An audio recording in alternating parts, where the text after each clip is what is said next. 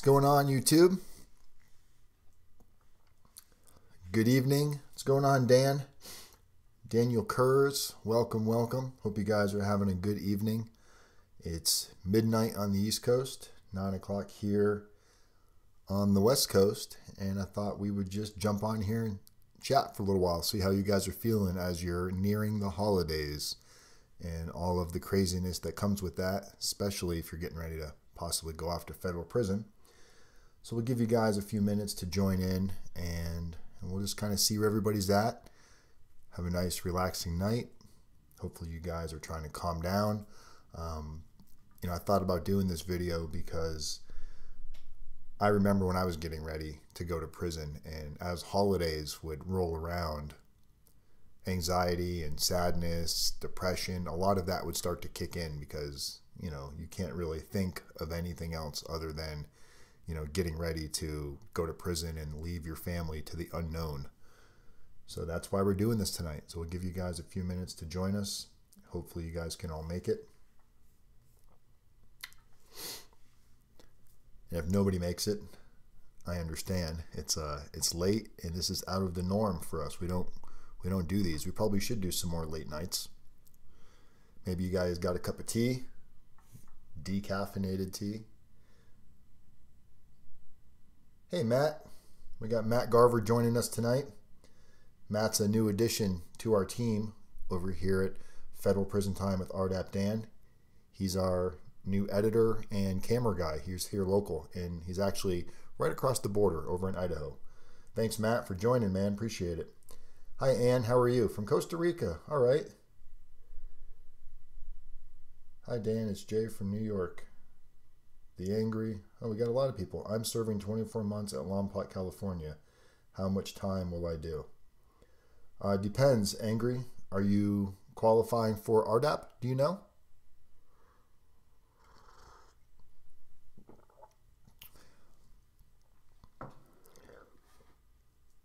Auntie on vacation from Costa Rica. That's cool. But Angry Salmon, without RDAP, so all you got to do is break out your trusty calculator, do your 24 times 0.85, brings you to 20 months. That's how you want to do your math there. So 20 months on a 24-month sentence, and then if you get 3 or 4 months halfway house, you're looking at 17, 18 months. If you qualify for RDAP and you actually get into RDAP right away, you'd have to enter the program almost immediately because 24 months is the minimum. So you would need to start RDAP within about 2 to 3 weeks from arriving at prison, and you could be out in about 10 or 11 months if that's the case. I wish I was on vacation in Costa Rica. Shelly and I are actually getting ready to go get our passports here next week, and we're going to start taking some trips out of the country. It feels so crazy to be able to say that. You know how long it's been since I've been able to even say that? I had so many hurdles that I had to deal with personally before that was even a possibility. I know a lot of you are really nervous about getting out of federal prison and what kind of life you can have and what there is to do. And I can tell you, everybody has different journeys, different struggles, but when I arrived home, I arrived with nothing. There was no money. My support system was Shelly and her family. They're not a strong, wealthy financial family, so there wasn't really any money for us. Shelly was busting her ass, cutting hair. When I arrived home, I had no driver's license. I was about $100,000 in the rears for child support. I really thought I was never going to drive again for the longest time, even while I was doing these videos and getting this business off the ground. I was taking the bus and Uber and, just doing what I had to do to make ends meet. And it was a true struggle. I have a lifelong friend who will be sentenced in early 2019. I've been watching and learning. Oh, that's awesome that you're taking the time to put in the effort into that, Ann. A lot of people are blessed to have friends such as yourself.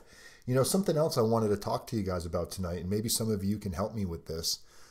There seems to be, I received an email today, and I don't know what's going on with this. There seems to be some truth to it, but I don't know how true it is. Have any of you been approached by a prison consultant or a team of prison consultants that is trying to get you guys to invest in properties in Belize. And I even heard possibly Costa Rica. I don't know. That's what's funny because you're in Costa Rica right now, Anne. But has anybody received any emails from other prison consultants trying to get you guys to invest in properties in Belize? Because apparently there's some big scam going on right now.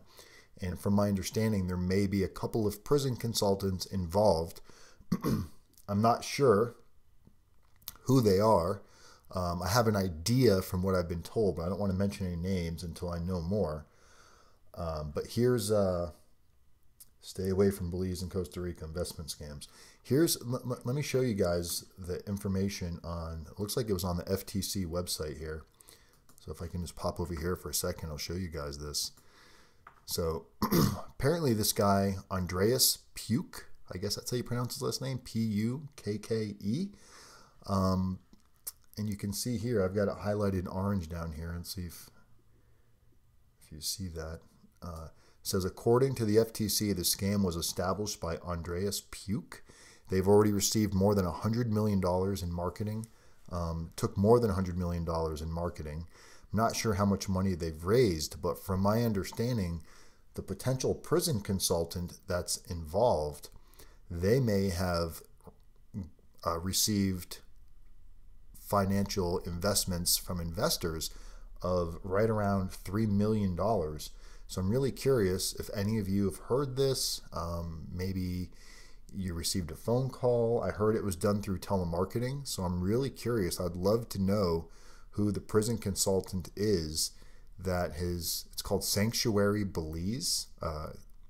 So if you guys know of anything going on about this, please, please, please let me know what's going on, because if there's a consultant out there that's misleading or taking advantage of people, that's really a shame, because, it looks like Andreas Puke was in prison before for maybe something in the similar, but I'm not sure. But I would love to hear your guys' insight on this. 3 million is small change. Is not small change. No, not small at all. Not when you're getting ready to go to prison. And it sounds like whoever the prison consultant is was really targeting and focusing on clients that they were getting to help with their prison consulting. So, for example, you guys hire me. I'm your prison consultant. And then all of a sudden, we start telemarketing you guys saying, hey, by the way, if you want to make money while you're in prison, you can invest in Belize or Costa Rica or wherever they're doing this. So if that's the case, that's really, really a shame. People that are getting ready to go to prison are already dealing with so much stress. What to tell their family, what it's going to be like, what they're going to come home to, how to prepare. And the last thing you need now to worry about is you just got taken for a ride and your fortune might be gone, or your investment that you had left, something that the feds didn't take, now, it's gone. Nest eggs, gone like that. So hopefully none of you were victimized by this. But if you were, or you know anything about it, please post a comment, leave some information, because I would love to hear about it. I will email you about an American guy who did this in Costa Rica about 5 years ago. Sounds similar to what the guy in Costa Rica did. He ended up buying a soccer team here. That's crazy. There's so many scams out there, guys. It's really, it's a shame. But tonight, I know a lot of you must just really be stressed. Who's looking at going to prison soon in the near future? Anybody got something going on? A lot of you are awake right now. I couldn't sleep tonight. I've got so much going on in my own life right now. Go ahead, Dan, ask your question, my man. It's just me tonight. I don't have CJ or anybody here with me. It's just me rolling. I've got my laptop over here so I can respond to you guys. But we've been really trying to give back, really trying to put in the hard work and the effort. And, I'm so absolutely blessed that this business is doing as well as it's doing. We're not making millions, but we're making a living. And it's because of you guys trusting me with your situation and allowing me to to do what we're able to do to put you into a better situation. So I appreciate everybody that's entrusted me over the last couple of years. And one of the things that we told you guys when we started doing this is we want to be able to give back. That's why we do this. We do this because I know what it was like going through it for myself. I know what it was like for Shelly to go through this. For those of you that, if, especially the women out there that are looking at prison time, if you have questions and you want to receive a woman's perspective on what prison might be like for you, specifically if you're looking at going to a camp, Shelly's more than happy to jump on phone calls and talk to you guys. I mean, she was sentenced. She went to Coleman Camp. She was sentenced to 13 months. I think she ended up serving about 8 or 9 months there. So feel free to let me know if you want to talk to Shelly. She's not big on being like the on camera all of the time or wanting to be in front of the limelights, but she definitely appreciates what we're doing, and she will 100% give you her time on the phone if she can help make anybody's process a little bit easier. Let's read Daniel's question. Dan, I'm worried about what jobs a nonviolent felon can get with a bachelor's and master's degree. Making money and providing for family is a serious concern. As it should be, Dan. I can tell you, though, there's going to be limitations, of course. There's going to be certain things you just can't do. But, here's the scary thing. When you're thinking about what it's going to be like, you go on Google and you Google felon-friendly employers. And it pops up a lot of the basic places like Walmart's or Pizza Hut or things like that. Not that there's anything wrong with working at any of those places, but the average person doesn't view Walmart as like a career path.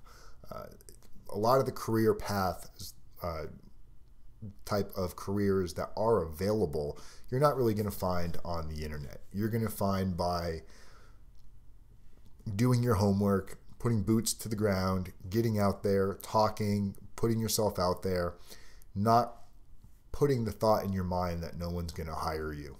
I've met a lot of successful felons that have either did time in prison or just had felonies, real estate agents. We've seen attorneys, people that have went and got their law degrees and become attorneys. There's really not much that you can't do. There's just going to be quite a bit more red tape that you have to go through. We interviewed a guy named Aaron Gunter who became a firefighter after prison.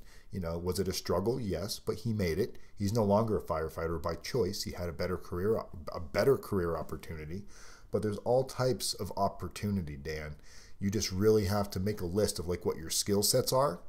And then once you get out of prison, you just got to make yourself available. You got to go out there. You got to impress. You got to kill that first interview and let them know, hey, I'm here. Yes, I have a felony, but and what type of crime you have always makes a difference. If you're a sex offender, then that's going to limit you even further. And there's all kinds of stereotype that comes with having a sex offense crime. We have a lot of sex offenders as our clients, and we do what we can to help everybody, and seeing what they go through, I thank God that wasn't something that I struggled with, because that's a hard one to get past, and that's something that can haunt people for the rest of their life. Even if they have completely moved on from it and made better decisions, it's still, and who are we to judge somebody else for the mistakes that they made? It's easy to judge somebody that does something, in your opinion, that trumps what you've done, makes you feel better about your own crime. It takes off some of the burden of what you've done by being able to say, well, at least I didn't do that. So it's just a matter of putting that hard work and that effort in, Dan. If you want something bad enough, I promise you, if you do what it takes, you do the right things for the right reasons, you'll find a way to make it happen. You just have to trust in the process and let whatever's going to happen, but just keep putting in that good energy. Hi, Kat. Welcome, welcome. Oh, Kat, I think you left me the message. You said I should run for president. I think I saw that on one of your posts. You have a very distinct name, K-A-T. What do we as family expect when someone comes home? Restrictions, probation. It is scary for us too. Very scary. I was just telling a client this today. With Jenny, as you guys know, Jenny Good, our life coach / she helps with the narratives and the character reference letter writing as well. But with our life coaching, usually the client is the person going to prison. But when Jenny does the coaching sessions, many times she does the coaching for the person going to prison and the spouse at the same time, or the direct family member. So it's usually they're getting the coaching as well, because as Kat just said, somebody going to prison, the people that you're leaving behind, in a lot of ways, it can be equally stressful, sometimes even more stressful, because they don't know what to expect.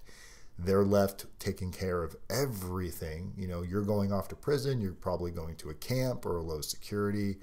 Not going to be a whole lot of violence. There's going to be activities. You're going to be able to get your mind right. You're going to be able to get in shape.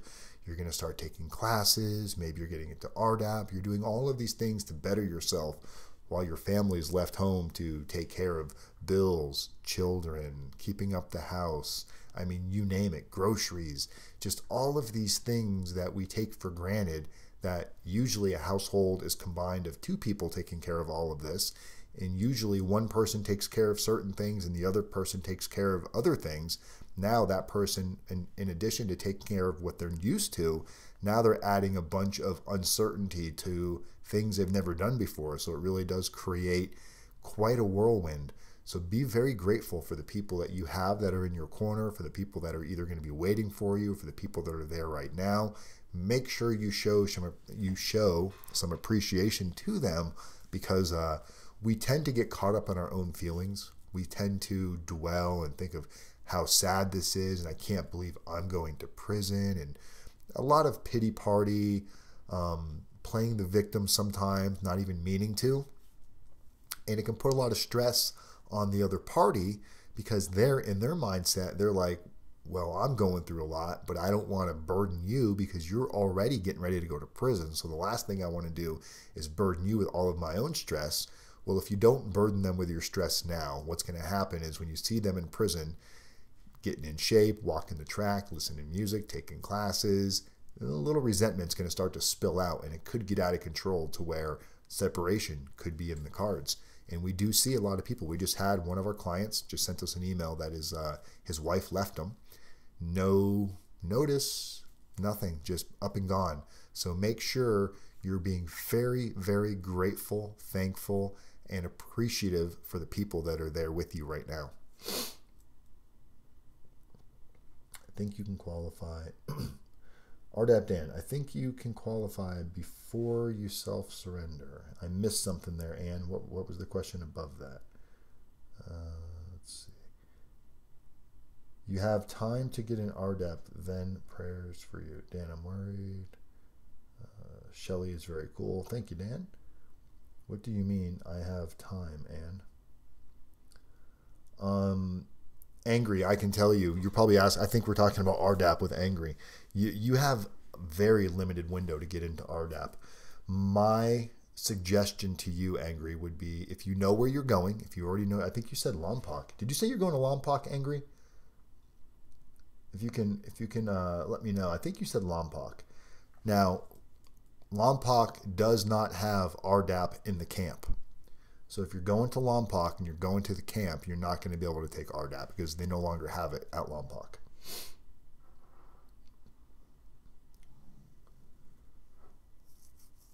So you are going to Lompoc. You just wrote yes. So are you going to the camp at Lompoc or the low? I think the low still has RDAP, but they no longer bring people from the camp to the low. So I'm going to assume maybe you don't have enough information in your PSR, your pre-sentence report. But you still could qualify potentially for Second Chance Act, which is up to 12 months halfway house, which could still get you out in about 10 months.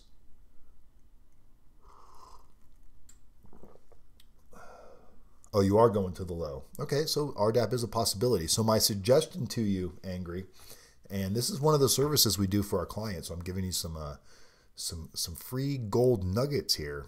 Call Lompoc. It's not easy. Find a way to get the RDAP coordinator on the phone or somebody from the RDAP unit and see if they'll tell you when the next RDAP class is starting. Based on that start date and based on your surrender date, if you, like, let's say RDAP starting tomorrow and you're self-surrendering in 3 days, well, you're going to miss the cutoff because RDAP's starting tomorrow and you're not going to get there for 3 more days, which means the next RDAP class probably wouldn't be for 60 to 90 days, which would put you under the minimum requirement and you no longer qualify for RDAP. So if you can find out when the next class is starting, you can motion to your judge to change your surrender date based on the next RDAP class start date.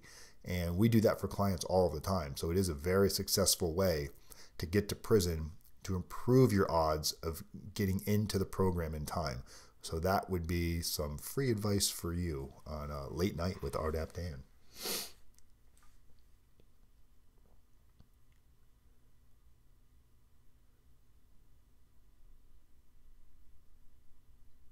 Just reading some of your guys' messages.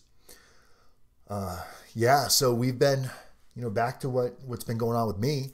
So we decided we wanted to start giving back a little bit. So we actually recorded a lot of this, and we'll probably, if Matt's still in the room, I think he's probably editing some of that footage now. So over the last week or so, we've went down to Goodwill, which is like a thrift store basically. We went down to Goodwill, and they have what's called pay by the pound. You may have those by you, I'm not sure. But instead of, it's kind of like their intake center. Before they sort everything, it's just in big giant bins, and you can kind of go dig through the bins and you pay by the pound.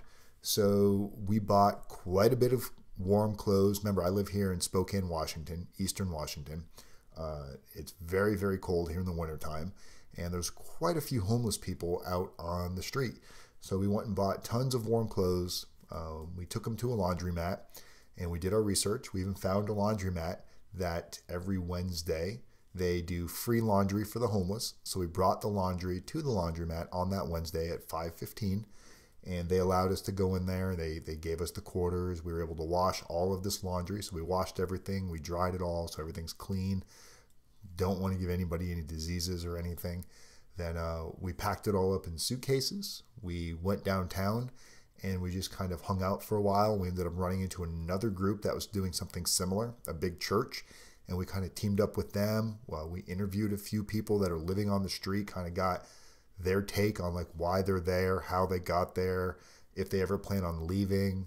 We provided them with as much clothes as we could and, a cup of hot coffee. And it's not a lot. It's not going to completely change their life, but it could be the difference to getting through to the next day. It's easy to say and disregard like, oh, these homeless people, they make choices, they make decisions. And sure, I'm sure some of them do, but that doesn't take away from the effect that they're still out on the street in the freezing cold. And it's cold. I mean, I went to the mall tonight, and I was dressed. Just walking from my car to the doors of the mall entrance, my hands were freezing. I can't imagine what that must be like out on the street. So you got to find a way to have sympathy for people that are going through something like this. Some people are mentally unstable. Their lives were completely ruined by something. Maybe drugs took a role, and before you know it, you're living on the streets and you don't really know anything different. We met a young guy that was living on the street, and it didn't seem like he was an alcoholic or a drug addict. It just seemed like maybe at some sort of a mental breakdown that was kind of preventing him from moving forward. But people like that, they need to see that there are people that care, because that's what can maybe give them that energy to at some point. You never know. You're planting a bunch of seeds, and you don't know when the seeds are going to sprout, but you got to hope that if you plant enough seeds, some of them are going to sprout. So even if you change one person's life, then it's worth it. And it's the same thing why we do what we do here. We know not everybody's going to learn from their mistakes. We know some of you are just going to be full of shit for the rest of your life. We know some of you are going to try to get in RDAP and have no intent of bettering yourself. And maybe even with all of the tools in RDAP, you're still not going to better yourself. But that's okay, because for every person that's not, there's somebody else that is willing to put in the work. And that's who we make these videos for. We make those for those of you that are searching and looking for something to give you hope, to realize that there is a bright future on the other side. Dan, your videos can be reassuring. I think about how you turned your life around and that life didn't end for you after you got out. No, it's very true, Dan. It's oh man, it's been a wild, wild, wild ride. I mean, I've been doing a lot of. I have a mentor that I meet with every week. It's either Wednesday or Thursday every week. Guy named by the name of Mark Goulston. I've actually posted one of the videos up here. We record our sessions every week, and he's really helped me to expand my thought process and to share things about my life that I never really felt comfortable sharing, especially on YouTube. I mean, come on, it's like personal stuff that I'm sharing with complete strangers. Let's be honest, right? I don't know you guys, you don't know me, but yet we know each other. There's a connection. And I feel that connection every day. Like when somebody sends me an email, I received an email tonight from somebody that was just telling me, how they feel like they know me. And when I watch my videos, it's like, you should get to know me because I'm revealing a lot about myself.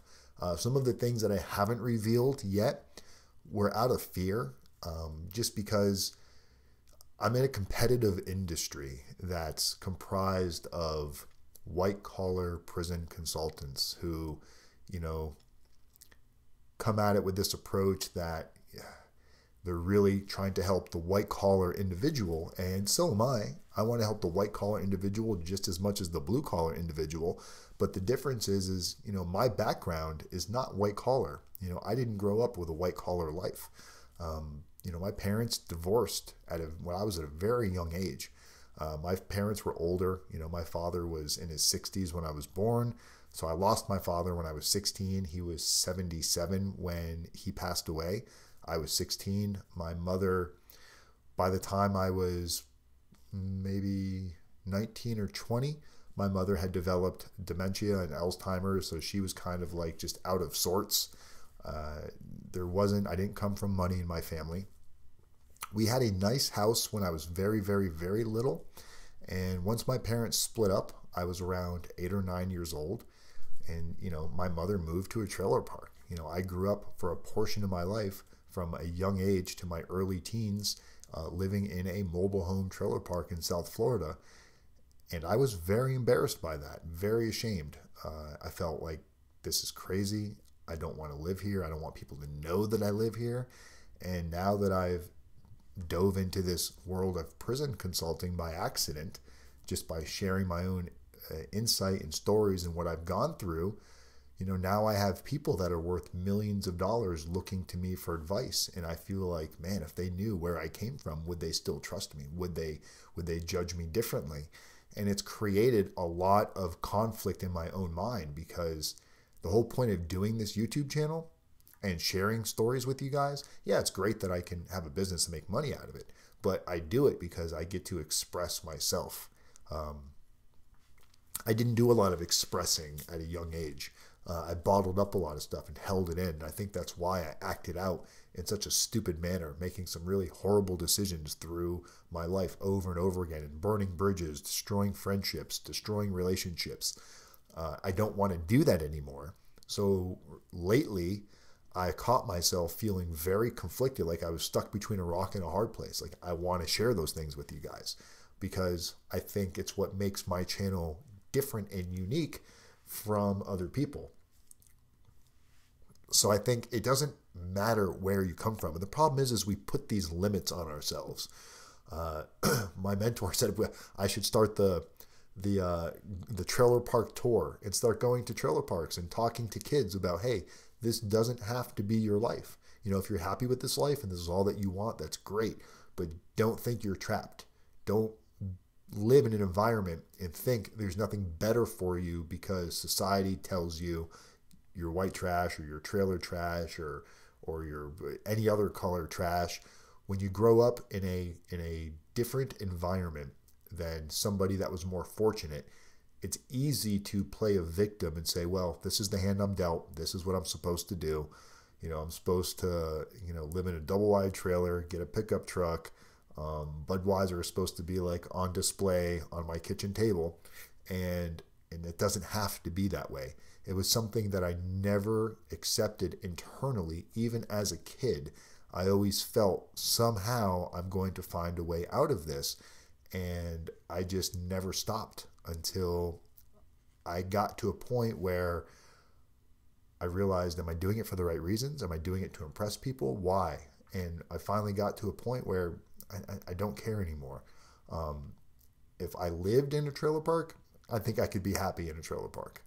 I choose not to because I bust my ass, and everything I have now, I've worked harder in my life than I've ever worked. I put more focus, I put more energy, I put more thought. And when I put my ethics first, I'm not doing it for climbing the ladder. I can say no to something now. If somebody presents an opportunity to me that has some gray area in it, if a client asked me to do something that was unethical, I would say no now, where the old me would say yes, because to me, pleasing others is how I get ahead. And that's what led me to prison. You know, how many of you are going to prison because you made some poor choices that you didn't need to make? We have doctors and attorneys that were making very good money in their career, very good money, but yet they made some really poor choices, some of it due to peer pressure. Other colleagues had been doing it, and other colleagues are still getting away with it. A lot of people that are in high-end professions make those same mistakes every day. Just everybody doesn't get caught. You know, I'm not an idiot. I know that it's not just the bad people that got caught or just the idiots that got caught. Just wrong place, wrong time, and you're snagged. So looking at it, what you could be doing differently and realizing what your morals are, if you can take that compass and you can focus on it and you can really pay attention to consequences and what's important to you. If I had realized that my poor choices of that immediate gratification were going to rip me away from my family and everything that I knew, I don't think I would have done it. But I justified it and allowed myself to get yanked out of what I knew was wrong and did the wrong thing, knowingly knew what I was doing, but just found a million ways to justify why I was doing it, just so I could make somebody else happy, and it wasn't worth it.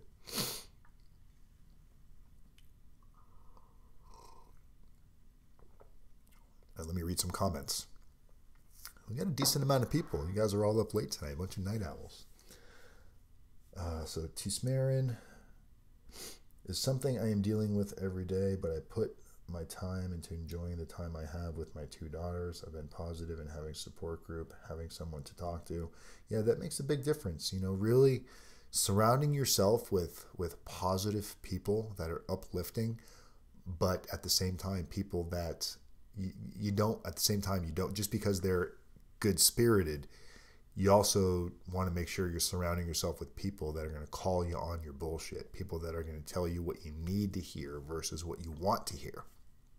And that's why, you know, some of our clients, it's like bumping heads. You know, I do look, you know, I talk a lot of shit about prison consultants that charge a lot of money, 15, 20 grand. And sometimes I understand why, though. Because it can be a pain in the ass when you have a bunch of clients and when you have a handful of them that don't want to lift a finger. They don't want, like I received a phone call the other day from a client, sent me a text message.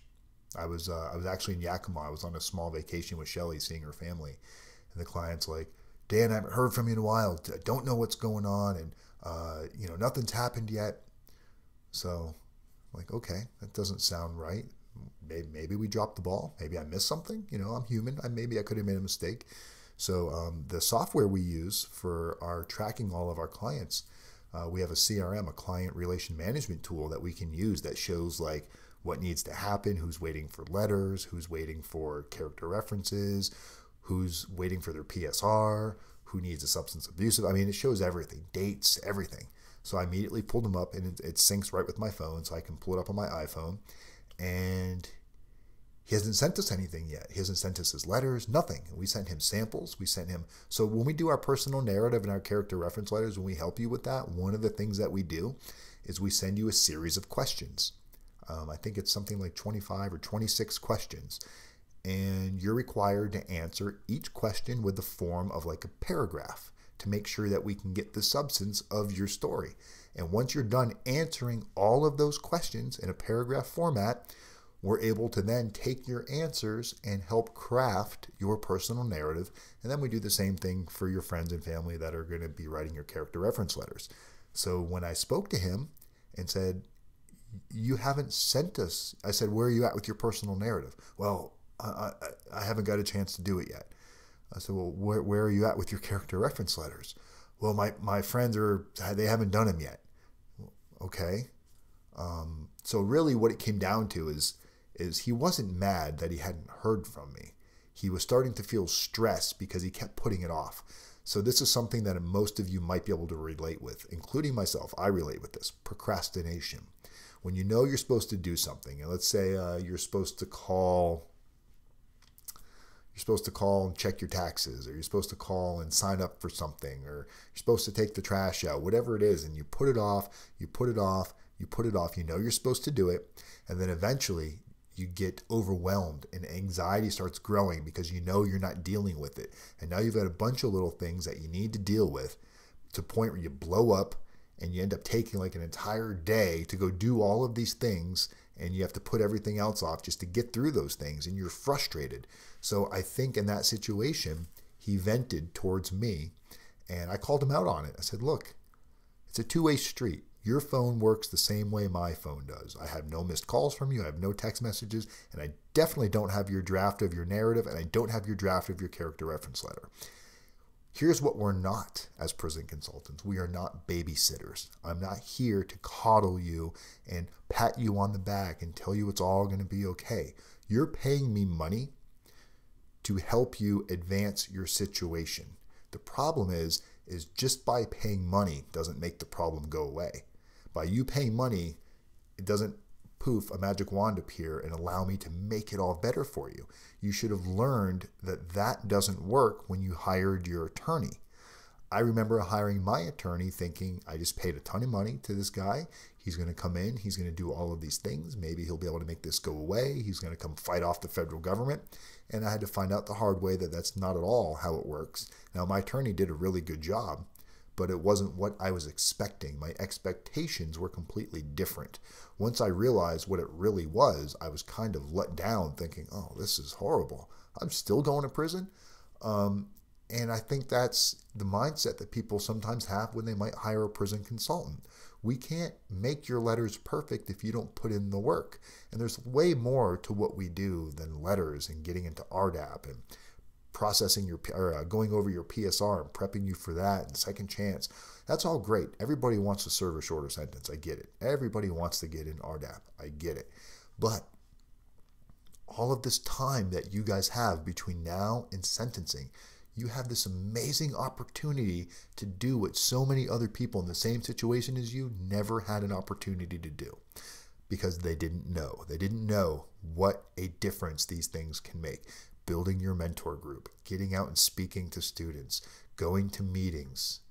There's so much that you can be doing right now to create influence. What kind of car are you driving? Do you owe restitution? Are you working? If you're not working and you owe restitution, you're crazy. You're going to go in front of a judge asking for leniency, owing restitution, and not having a job. Why aren't you having a job? A lot of the times it's fucking pride. Pride and ego. Maybe you were a executive somewhere. You were a doctor. You were a pharmacist. Wherever you were a small business owner, and you no longer can work in that field because of your crime. You lost your career.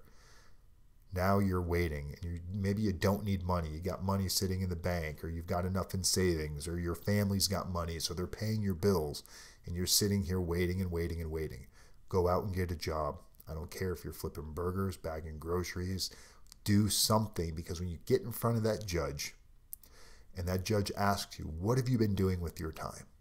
Well, I'm going to church, and oh, that's great. You owe money. Have you made any attempt to pay towards your restitution? You might owe millions, and you might think, well, what's the point of getting a job? I'm still going to owe millions. It doesn't matter. It's the thought that counts. How many times have you heard that? Putting in that intent, putting in the effort. I don't care if you're paying $100 a month, showing the judge that you're doing what you can. Are you driving a nice car? Are you driving a BMW, a Mercedes, a Lexus, a high-end SUV? If you are, get rid of it. Sell it, bring it to CarMax, trade it in, take the equity out of that car, get a little Beat or something, a little Toyota or a Honda, take the money you got from that car, Call your attorney, say, here's some money that I'm willing to give towards what I owe. Have them help you articulate that so it gets to point A to point B the proper way. And now you're showing more intent. May not sound like a big deal. All of these little different things that you can be doing together, they make a massive difference because it's showing a different situation from what that judge is used to seeing. Everything that you're probably doing right now is exactly what everybody else probably did in your same situation. That's the problem, is we feel like we're special. We feel like the judge is going to realize that I'm not a bad guy, and why would they send somebody like me to prison? They send murderers and bank robbers to prison. Well, the problem is you're not relating yourself to the other people. You think you're different. You think you're better than them. You're not. Most first-time nonviolent offenders are either white-collar criminals, blue-collar criminals, or wrong place, wrong time, but they're not career criminals. They just made some bad choices. Some really good people made some mistakes, and they're going to go to prison for it. Happens every single day. So you are completely in the majority. You are not the minority. So when you realize that, now you have to realize, okay, if everybody else looks and sounds and acts just like me, all of their letters look just like mine, yes, they're probably staying out of trouble too while they're on pretrial supervision. That doesn't do you any good. How do you stand out? How do you stick out like a sore thumb? These are the things that we focus on. The mindset coaching with Jenny, coming up with weekly goals and what you're going to do to achieve your goals. You know, we put in so much effort into being different from other prison consultants. I'm in the same spot you guys are. I'm in a space that I have to compete with other prison consultants, and I have to say to myself, what can I do different than what they're doing? In addition to that, what can I take what they're already doing and do it better? That's the whole goal in anything in life, is be the best at whatever it is you're going to do and kill it. Go in there and fucking kill it. If you guys go in there with that attitude that you're going to fight, and you're not just going to go through the basic motions, you have an opportunity to create yourself in such a light that you look so different from the person standing next to you that the judge focuses on you and says, maybe this isn't the type of person that needs the guidelines or the high end of the guidelines. This is somebody I can sentence at the low end or below the guidelines, or even probation. How many clients have we had on that have received probated sentences? You know, I was invited to one of my clients' weddings that received probation that thought he was going to receive 5 years. Hard work and effort pays off, I promise. Read some more comments.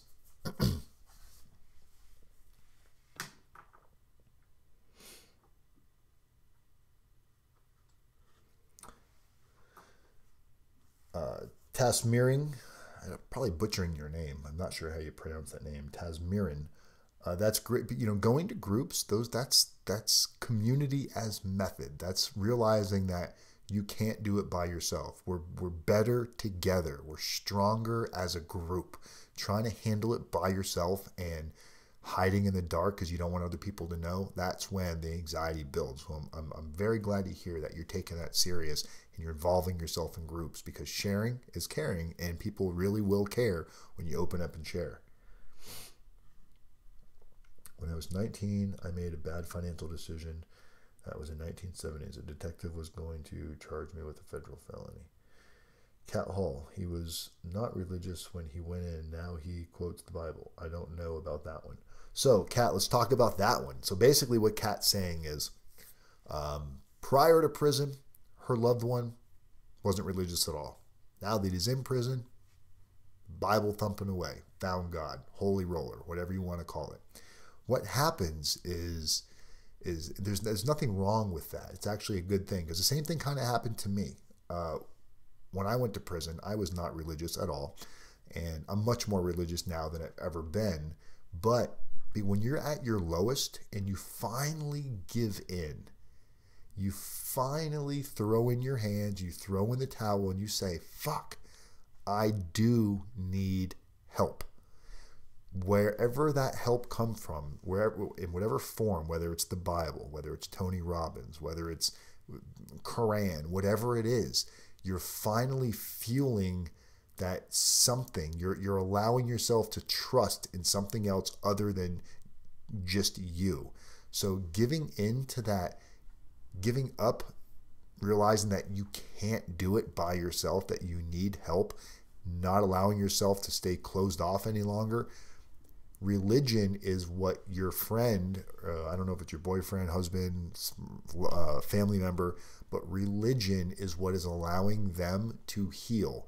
It's giving them purpose to do something more and give them something to believe in a greater good.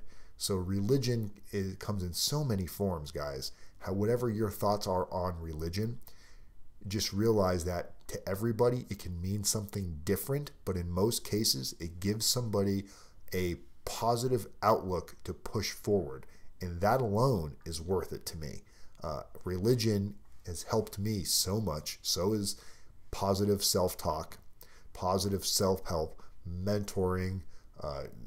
When you see all these life coach speakers like Tony Robbins and Zig Ziglar and so many others, these people can really influence us and trigger thoughts and get us motivated and give us this energy to go out there and attack the world in a positive way. So it's very common for somebody at an all-time low to finally grasp onto something because they need something to move forward. And that something wasn't there before, and it is now. So that's progress. You're welcome, Kat. Christopher Robinson, I'm sorry you're so stressed. Gives you something that lets you know there's something greater than yourself. Exactly, Christopher. Exactly. And look, there's no cure-all, right? Just because, like, you guys are here tonight, you're stressed, you got anxiety, you're here, you're hanging out, we're chilling, we're drinking tea. I think I might have screwed up and put a caffeinated tea in here. I thought it was decaf, but I'm feeling like I should go to the gym after this because I have a lot of energy now. But talking to you guys gives me energy. I'm not going to lie. Doing my YouTube channel gives me a natural high. So I love it. And this is a long one. This is longer than normal for sure. We haven't gone past 30 minutes in a long time, but that's okay. RDAP Dan, what are some things in prison that can be positive and helpful to do? Are there opportunities to teach, tutor? What are the things that are available? And so obviously, different prisons, different things to do. But for the most part, to answer your question, there's a lot of, first off, your mindset, who you decide to spend your time with. Are you going to spend your time with people that are going to bitch and complain about how unfair everything is? Because I don't care. You can go to the best of prisons and you can still find a million reasons why it's a pure shithole. Or you can focus on the positivity that the prison has to offer. You can focus on the staff members that do care. You can focus on the classes that do offer help. Maybe there's college courses. There might be some academic to where trade school, and there's plenty of opportunity to teach. A lot of the classes are most of the classes are run by inmates. Some of them might have paid staff instructors, but they use inmates to help facilitate, and inmates run a lot of the classes. I was teaching a class in prison on understanding credit, rebuilding your credit report, how to remove derogatory items off of your credit, how to start a credit business if you wanted to get into the business of helping people repair and rebuild their credit. And it was crazy to me that I had this that was one of the first times that I felt like, you want to hear something crazy? So school wasn't a thing for me. I dropped out of school. I didn't go to college. I actually got my GED while I was in prison. And prison was my college experience. When I look back at my prison experience, it was mostly good. I have more good memories than I do bad memories. A lot of funny memories, a lot of sad memories.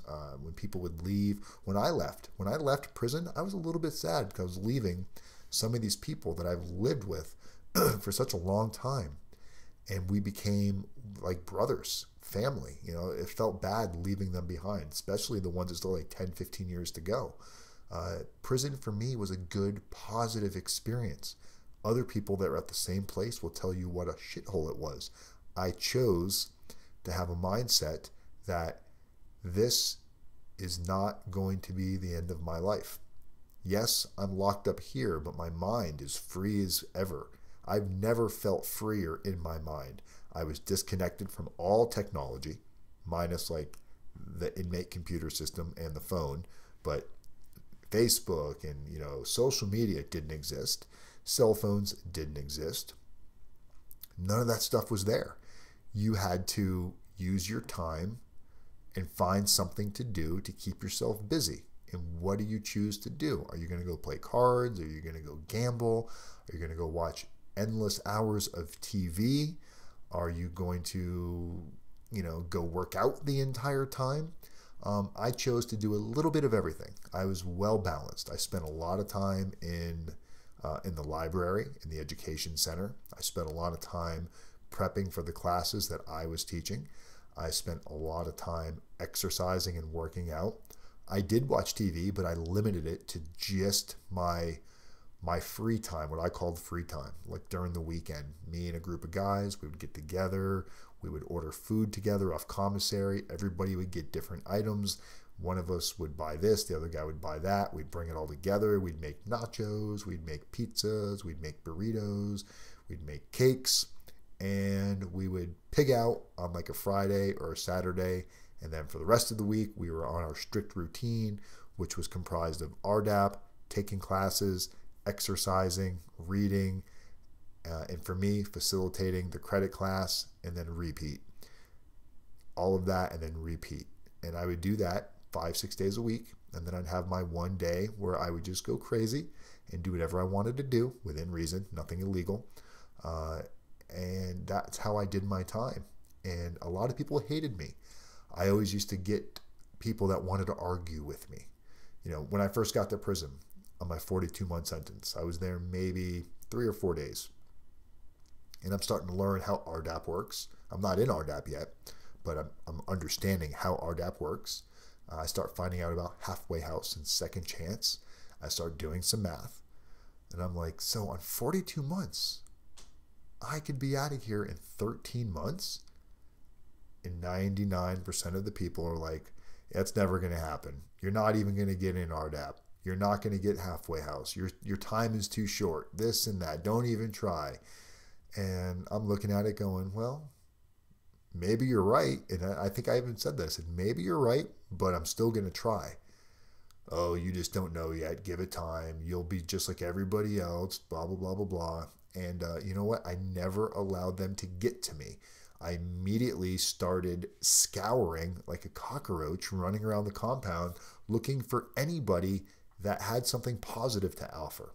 And the first person I met, not the first person, but the first person I met that really gave me some hope was a guy named Bill. He's on my Facebook page. His name's William. He was in RDAP. He loved it. RDAP was made for him. He got kicked out of RDAP. He got removed from the program for, I believe it was breaking confidentiality. And when he got removed from RDAP, it didn't break him. He told me RDAP was the best thing that ever happened to him. Even though he got removed, he said what he learned from RDAP allowed him to keep moving forward. He still advocated for RDAP. He still said the program had beautiful. Now, anybody else, most people, when they get kicked out of the program, they blame it on others. Oh, the program, and nobody makes it through. They just want to kick you out. Bunch of snitches in there. Everybody telling on somebody else. And Bill was like, wise, don't listen to him. Go in there and give it your best shot. Learn from my mistakes. Just take it slow. Don't gossip about anything, because that's what got me out of here. I started talking about something that happened in a group, and that's what removed me from the program. And I really paid attention to what he told me, and I used that through processing through RDAP. And, I made it through. How many of you here felt there is something missing from having everything? A wife, your kids, making good living, but you still feel empty. In my case, I believe something spiritual. That's pretty much how I felt before prison. I felt like there was definitely a lot missing in my life. Now, and I'm always going to chase that next high, right? YouTube is an absolute high for me. I love coming on here and talking to you guys. That's why I've been on here for 54 minutes. But, I love speaking. Wednesday, I'm super nervous. That might be why I'm up right now. Honestly, the reason why I'm probably doing this video right now is I'm extremely nervous. I have all kinds of anxiety. I'm going to be speaking at Gonzaga University Wednesday to a bunch of law students, pre-law students that are going to be attorneys. And we talk about attorneys all of the time because attorneys usually do very little for their client when it comes to all of these other steps like qualifying for RDAP, prepping for the PSR, your personal narrative, your character reference letter, what you could be doing with all of your free time. So I'm hoping that I can go in there and talk to these young adults and explain to them that it's so important that they understand the true needs of somebody getting ready to go into the system and what a responsibility they have to pay attention to this part of it, not just the plea agreement and move on. And that's taught to them. It's taught to not focus on these things because these things are never brought to their attention as having any level of importance. And when it is brought to their attention by a client, when a client goes and says, hey, Mr. Attorney, I just hired this prison consultant, RDAP Dan, to help me qualify for RDAP or to help me with my letters, 99% of the time the attorney says, well, why did you waste your money on that? That's something we're already going to help you with that. Meanwhile, what they're actually helping you with, they're not defining it. They're not explaining it because they're not really helping you. It's their ego. It's their own agenda. It's their own, well, I don't need anybody else's help. Definitely not from an ex-con. So I'm going in there to show them that, hey, I'm no different than you. You're not attorneys yet. And if you really pay attention to what's going on, not only can you be really good attorneys, but you can give your client that true peace of mind that they need while they're going through this system. So I'm extremely nervous because, even though I talk on YouTube all the time, I don't do a lot of speeches. And this is an organized speech where, I have an hour, I have a format. I have to stick to a format and move on. So a little nerve-wracking.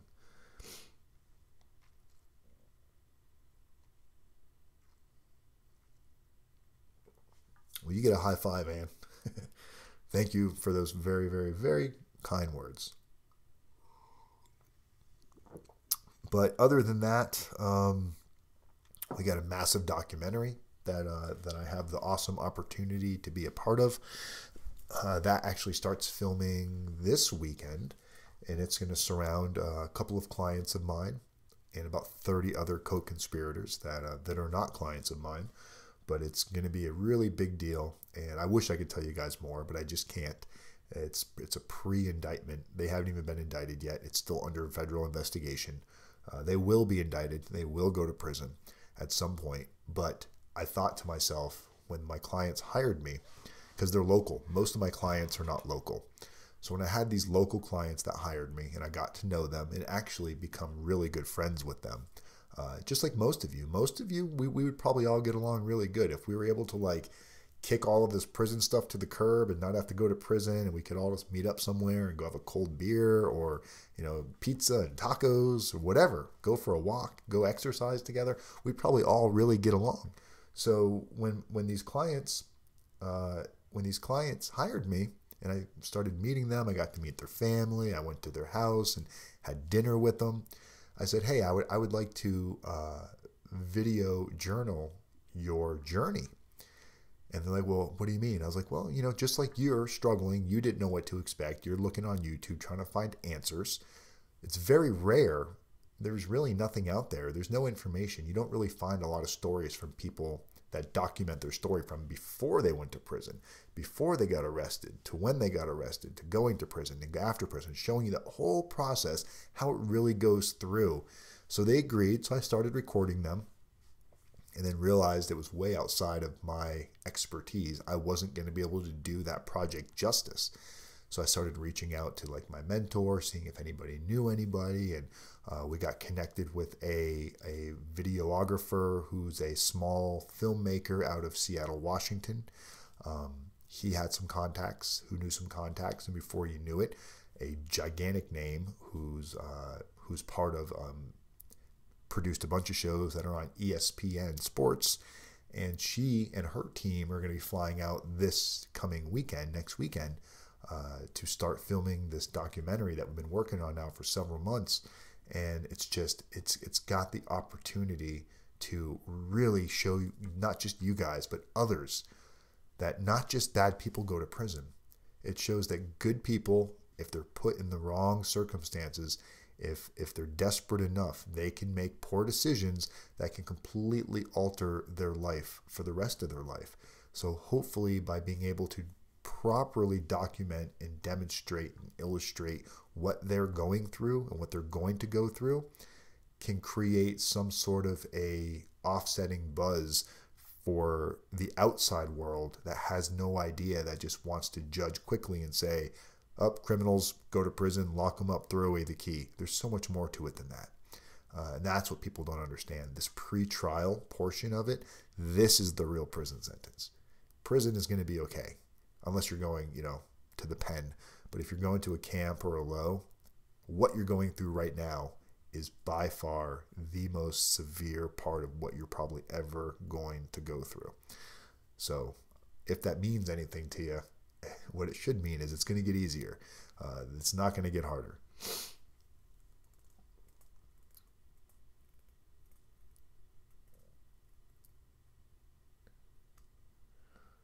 Let's see here. Oh, we got CJ. CJ's over there responding.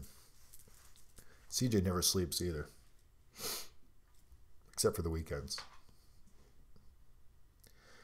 Yeah, pre-trial was, my case started in 2011. I'm going to make another video, guys, about my whole story, about what I did, and, kind of an update to my original video. My original video was bullshit. I mean, my original video wasn't bullshit because it's what started the YouTube channel, but it was bullshit as far as I wasn't prepared to take accountability yet. I was still in denial. I was still in victim mode. I hadn't started my prison sentence yet, and I didn't want to start my prison sentence. I felt like life isn't fair. I shouldn't be going to prison. But my case started in 2011, and I didn't start my prison sentence till 2014. So from 2011 to 2014, it was just like, blow my head off or haul ass out of the country. To Belize. Where's that Belize guy? Anybody? So I talked about it earlier in the video. Does anybody know who the prison consultant is that was selling these investments in Belize and possibly Costa Rica? If you know who they are, please let me know, because I want to do some research on them. If you don't know what I'm talking about, put a comment in the post, and I will. I have the link here from the FCC or FTC, Federal Trade Commission, where they talked about it. Roger, good evening, or did you say good night? Good night, Roger. Thanks for hanging out with us, my man. Yeah, it's getting late for you guys over there. It's 1 o'clock on the East Coast. Who's on the East Coast right now? Give me a 1 for the East Coast, 2 for the middle of the country, and a 3 for the West Coast.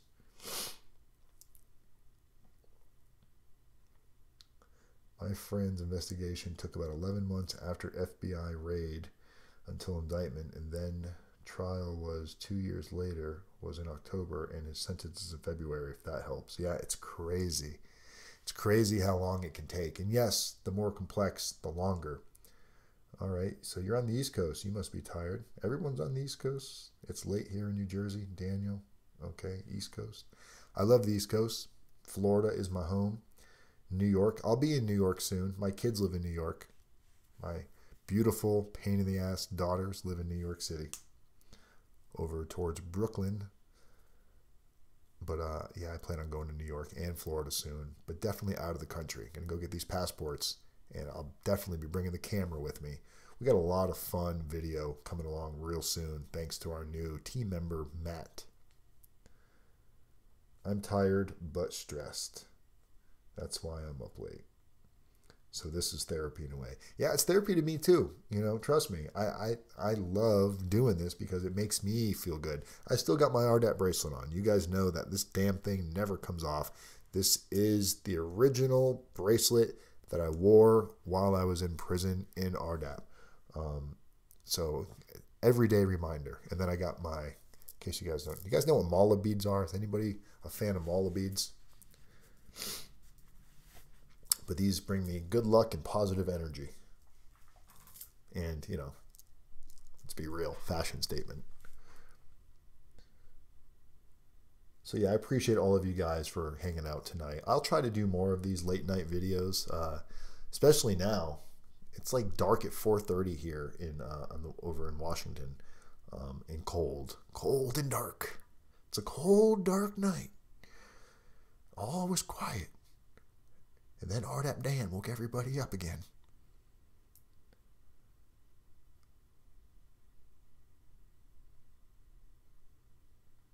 I'm actually going to do a different type of video on PSR interviews.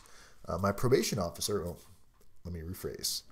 My ex-probation officer, who I see him more as a friend now, Chris Heinen, who is my probation officer here in Washington, is...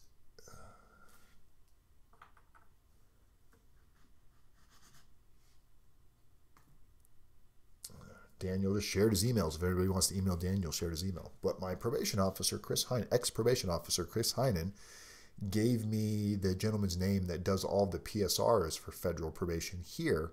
And I'm going to reach out to him tomorrow to try to get him to do an interview with me on some tips of what he would like to see, what he wishes more people did when they prepared for their PSR interview. I also have some paperwork that we're going to use to make a video, and it's the same information that the probation officer is going to give you to fill out. So we really want to show you guys how to properly fill out this packet that pre-sentence investigation is going to give you from probation that you need to fill out for your PSR, because a lot of them we see are just bad. It's like the person filling it out, meaning you, the person doing your filling out your PSR, doesn't know how important it is and is like rushing through it. And it's like one-line answers or one-word answers. This stuff should be really thought out, what you're putting into your paperwork. When you get this packet that probation wants you to fill out, don't just run through it. This is your fucking life. This is what's going to make a difference. That PSR is going to follow you everywhere through the prison system. So put time and effort into it. But yes, we do have some, if anybody needs a sample, basically it's exact same forms your probation officer is going to give you. We have our clients fill these out. We work with them filling them out, and then they bring it with them to their PSR interview and hand it to the probation officer saying, here's my completed packet. You can either use this or transfer this information to your report, but this should give you everything you're looking for. And 9 times out of 10, you will get a wow, a smile, and probably a high five from your probation officer, because A, you just made their job way easier. B, you gave them so much information, way more than what they're used to getting, which means they've got more to draw from.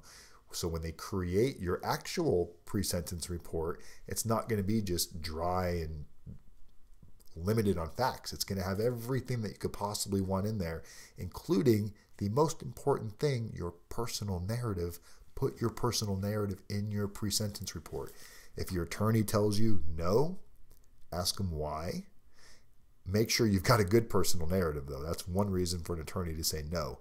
If you've got a bad personal narrative, not a lot of effort, a lot of blaming, and my poor kids and my poor wife and my poor dog, and this isn't fair, and blah, blah, blah, blah, blah, all the bullshit that the judge sees every single day, if it looks like everybody else's, then yeah, of course, don't put it in there. But if you put the work in, especially if you're using somebody to help you, like a consultant, if you've got somebody that knows how a narrative should be crafted, then yes, you want it in your PSR. Yoga. Yoga's good. I need some yoga. I'm so stiff. I walk around looking like Frankenstein. All right, guys. I'm going to go crash. I'm going to eat a little food. Maybe go watch The Walking Dead. I didn't watch last night's Walking Dead, so don't ruin it. But other than that, you guys are amazing. Kat, you're on the West Coast. All right, Kat's in the West Coast.